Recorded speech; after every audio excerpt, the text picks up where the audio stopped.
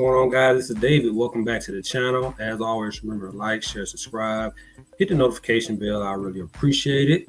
On this nice Saturday, I'm taking a break from watching a little football. I want to give you guys an update on my Apple portfolio. Remember, we're on the roll to 100 shares, so just want to give you guys an update, check in. Remember, I'm not a financial advisor. Do your own research before making any purchases to your portfolio. But yeah, let's take a look and see where we are with our Apple portfolio, as we approach these 100 shares. So let's check in here.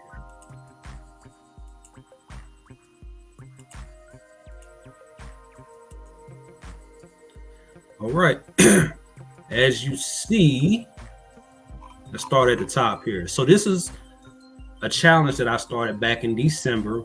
At the time of the challenge, we had 91 shares of Apple, right? So I wanted to get to 100 shares of Apple as soon as possible, within the constraints of my budget.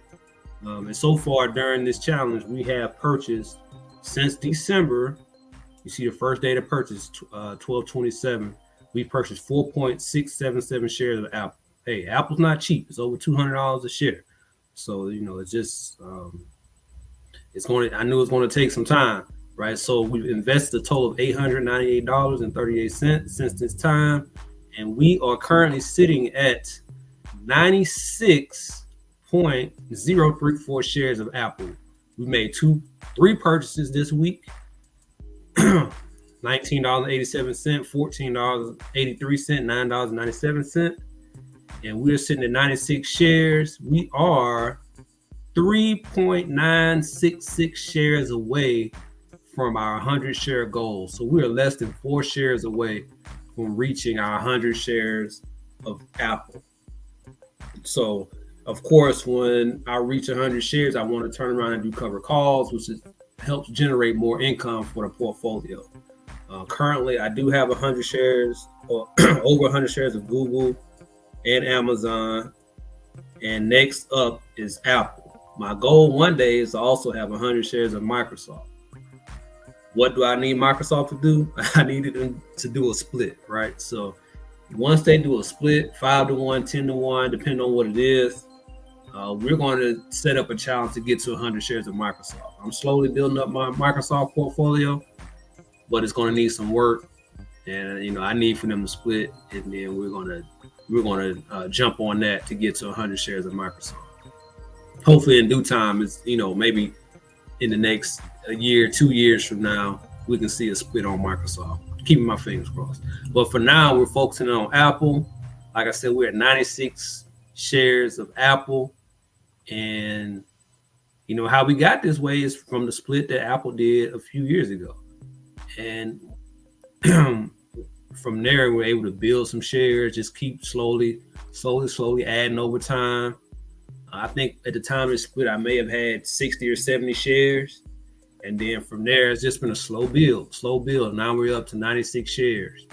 And, what I'm thinking is 4 or 5 years down the road, right?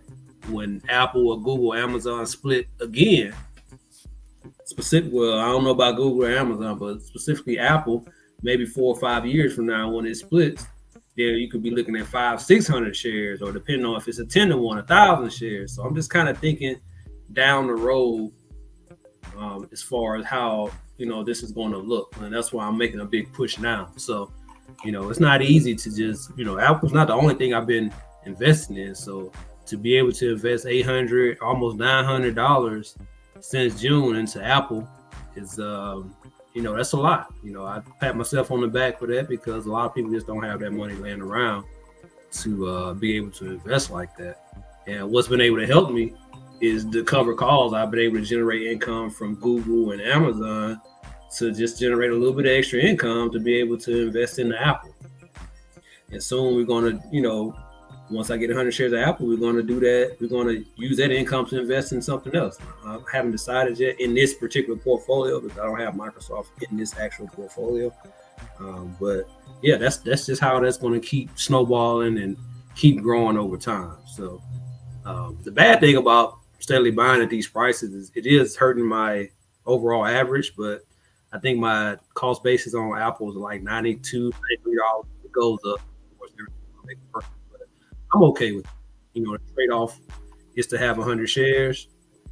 So I'm okay with the cost basis going up. You see at the last dividend, we received 23.90. That was reinvested. Dividend before that was 23.56. That was reinvested.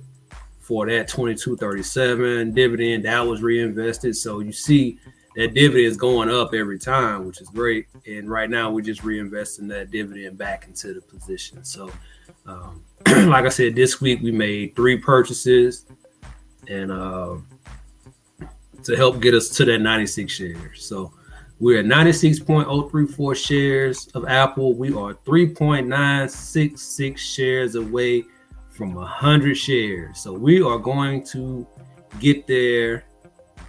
And it's in due time. Just have to be patient, but be consistent. When you're investing, be consistent on what you're doing, and you'll see the results pay off over time. And that's exactly what we see. These purchases haven't been a lot. You see a couple $100 here, but look, $10, $14, which is $15. You have a little fee or whatever. $14, $19, $9, $14, $39. It's just small purchases that add up. So anytime you have some extra dollars, laying around in the portfolio or wherever, if you have a stock that you want to build up, create a schedule or a game plan for you to build that portfolio, and that's what we're doing with Apple. So, but yeah, that's it. That's all I wanted to share with you guys. We're on the road to 100 shares of Apple. We're going to get there in due time.